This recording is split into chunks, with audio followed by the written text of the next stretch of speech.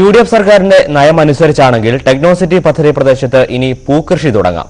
അതല്ലെങ്കിൽ പച്ചക്കറിയോ ഔഷധ സസ്യങ്ങളോ ആയാലും മതി. വികസന പദ്ധതികൾക്കായി ഏറ്റെടുത്ത സ്ഥലം വെറുതെ കിടക്കുകയാണെങ്കിൽ അവിടെ കൃഷി തുടങ്ങണമെന്നാണ് KM മാണിയുടെ ബജറ്റ് പറയുന്നത്.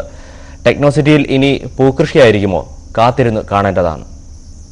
പൊതു ആവശ്യങ്ങൾക്കായി ഏറ്റെടുത്ത് ഉപയോഗരഹിതമായി കിടക്കുന്ന ഭൂമി പൊതു സ്വകാര്യ പഞ്ചായത്ത് പങ്കാളിത്തത്തോടെ പാട്ടകൃഷി നടത്തി പച്ചക്കറി കൃഷി, പൂക്കൃഷി, ഔഷധ കൃഷി മുതലായ ആവശ്യങ്ങൾക്ക് ഉപയോഗിക്കാമെന്നാണ് KM മാണിയുടെ ബജറ്റ് പറയുന്നത്.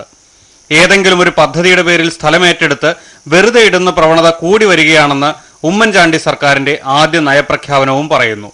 അതുകൊണ്ട് ഏറ്റെടുത്ത ഭൂമി നിശ്ചിത സമയത്തിനകം ഉപയോഗിക്കണമെന്ന് കർശന നിബന്ധന വരുത്തേണ്ടതുണ്ടെന്നും UDF നയം വ്യക്തമാക്കിയിട്ടുണ്ട്.